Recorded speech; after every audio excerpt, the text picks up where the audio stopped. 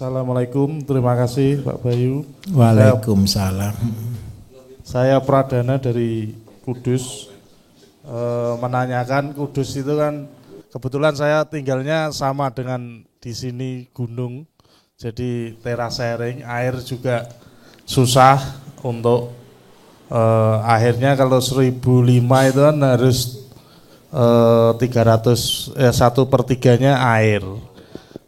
Saya kemarin sudah mencoba, kebetulan saya bergerak dalam bidang limbah.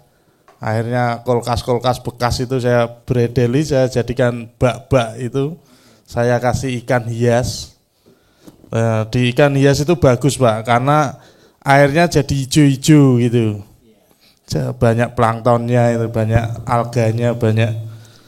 Tapi di koki itu jadi gemuk-gemuk, padahal nggak pakai aerator, nggak pakai yang koki. Kalau di akuarium aja aeratornya mati aja langsung innalillahi. Itu saya punya 3.000 ekor, udah segegam-gegam. Luar biasa ya. Ya itu kulkas 500 biji itu. Nah, tapi kendalanya itu kalau yang untuk 10/5 itu kan kolamnya gede Pak.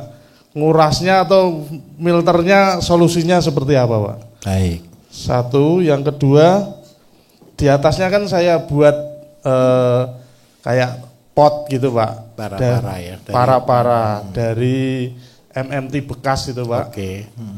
Ukurannya 80, tinggi 30. Memang belum saya kasih tanah karena formulanya rencananya mau saya tanemin kangkung dan bengek itu. Terus kalau bisa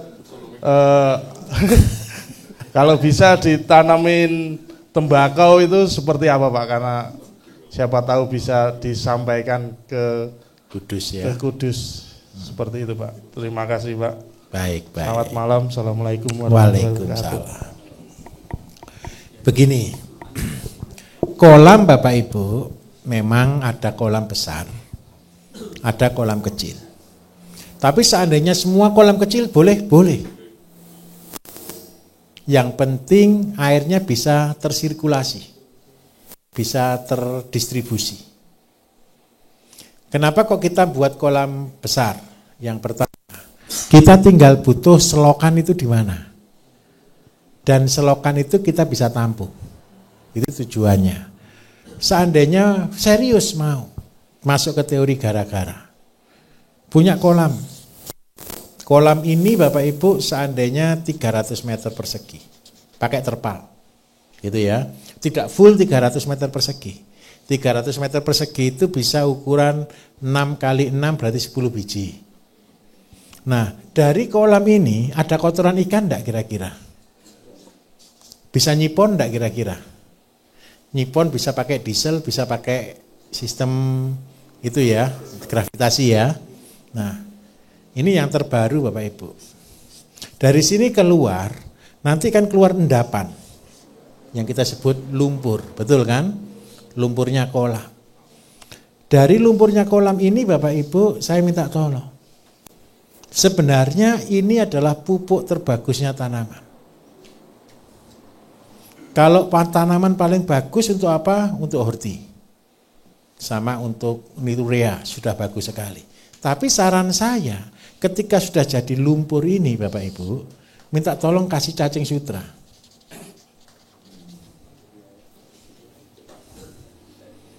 Jadi media ini adalah media untuk cacing sutra. Setelah cacing sutra, limbahnya lagi turun, masukkan di kolam agak panjang lagi, ini isinya adalah eceng gondok. Eceng gondok itu nanti cepat tumbuh atau enggak kira-kira?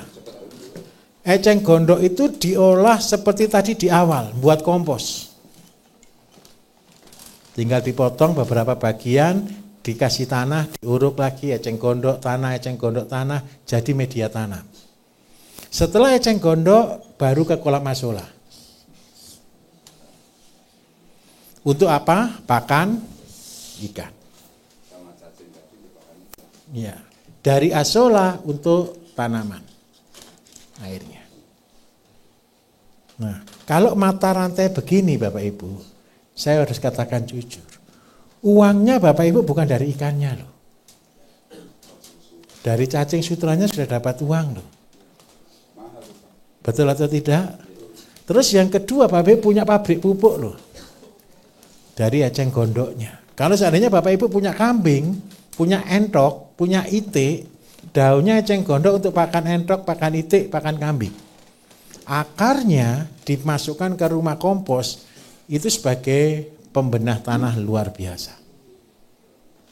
Tahu eceng gondok itu tugasnya untuk apa di alam? Penyerap racun, betul atau tidak? Pengurai luar biasa untuk racun-racun, pestisida dan sebagainya. Kalau tanah yang rusak dikasih pupuk dari eceng gondok, saya jamin pasti gembur. Ini tugasnya kolam di atas tadi. Terus yang kedua, nanti begini Mas. Jadi kalau sudah mulai buat sawah palsu, ya, anggap aja kan sawah palsu. Ditanami apapun boleh. Medianya kalau mau sabar, kasih eceng gondok, fungsi utamanya bisa untuk perakaran, fungsi keduanya sebagai filter air. Tanami tembakau bisa? Bisa. Pupuknya tembakau sekarang saya jawab, karena Bapak Ibu tidak mungkin diajari besok di sana. Pupuk tembakau itu berisi dua Bapak Ibu. Yang pertama itu adalah urea besok Bapak Ibu akan diajari, tapi tembakau tidak boleh banyak urea. Kalau terlalu banyak urea, daunnya tidak bisa diolah, betul ya? Karena itu urea ini sedikit sekali hanya untuk awal pertumbuhan. Terus yang dibutuhkan adalah pupuk horti. Horti yang berbahan baku adalah debu tembakau. Debunya tembakau. Di pabrik itu ada limbah Bapak Ibu, debunya tembakau.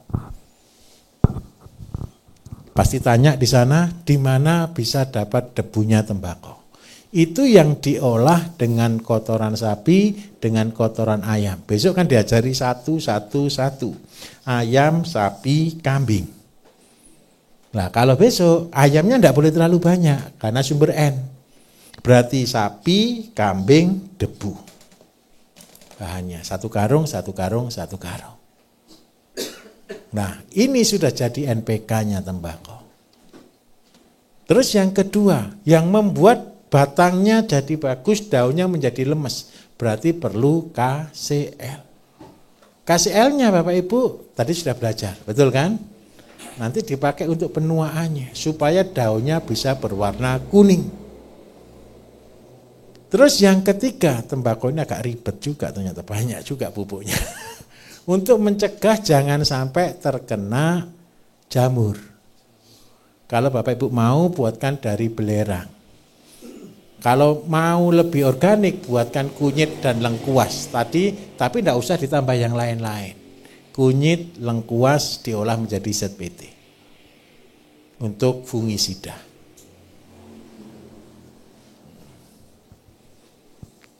Bisa dipahami kira-kira? Tenang saja, ini direkam Bapak Ibu ya. Kalau agak telat besok ketika makan pagi, makan siang, ketemu saya santai, silahkan datang. Itu sudah pekerjaan saya, dikerubung banyak orang.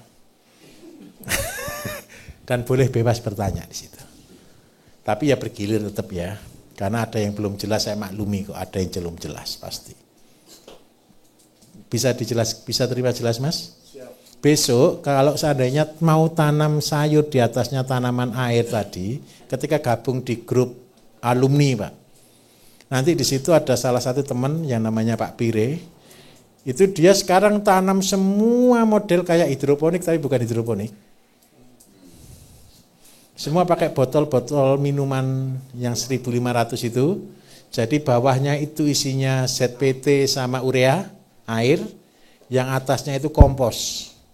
Sudah biji ditaruh di situ, yang ditanam semua tanaman-tanaman luar negeri. Dan hasilnya luar biasa. Lah besok kalau tanam kangkung, tanam semua, silahkan. Kalau seandainya mau cara itu caranya orang paling males deh. Yang tidak perlu nyiram, tidak perlu mupuk, begitu sudah. Tinggal ditaruh hidup, panen selesai, tambah lagi airnya, gitu aja sudah. Tidak usah nyiram. Nah, itu cara yang paling efektif. Modelnya begini, saya gambari beda, penasaran.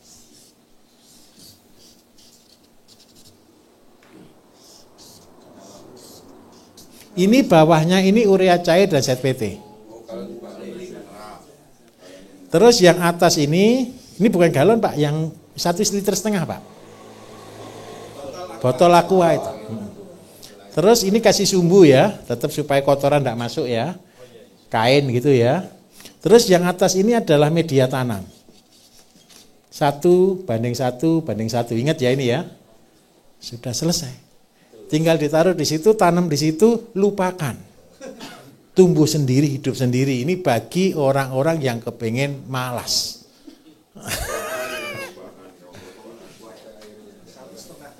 1,5 liter. Jadi ambil ini, anggap aja ini 1/3, ini 2/3, ini medianya di sini. Airnya ini 1/3 aja cukup.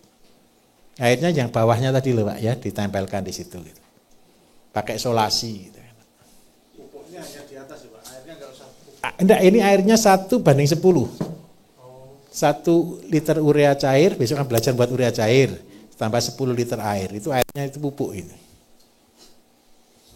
Sama ZPT cukup 1 sendok gitu aja. Tapi kan begini, ini besok kan Bapak Ibu bisa buat sendiri semua kan. Kepingin apa, silahkan bereksperimen.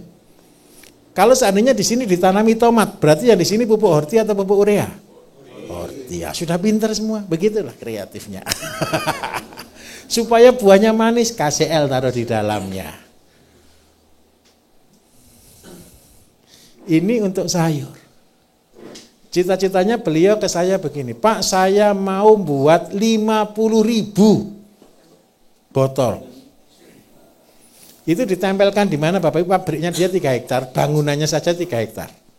Jadi seluruh bangunan dia planning, dia kasih botol-botol air mineral ini. Jadi satu karyawan ditugaskan berapa ratus gitu loh ceritanya. Karyawannya itu 3.000.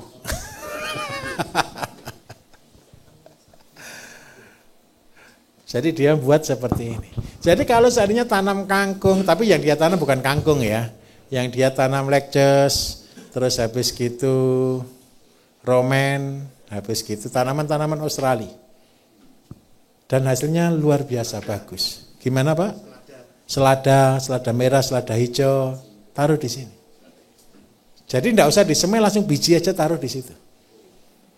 Makanya ini cocok untuk yang mau malas. Untuk padi bisa Pak. Kalau padi saya tidak sarankan botol ini ya.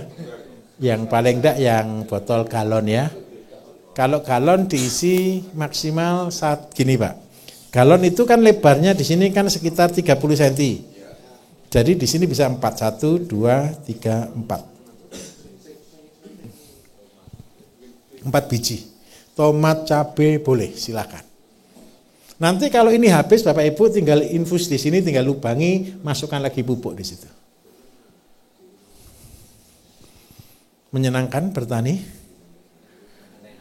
Alhamdulillah. Tidak aneh Pak, sebentar lagi Bapak kan masuk di grup. Airnya 1/3 aja Pak. Tidak tahu Pak Bambang dimasukkan kapan Pak? Nunggu sertifikat atau malam ini Pak? Tukang masukkan kan beliau soalnya. Bisa dipahami?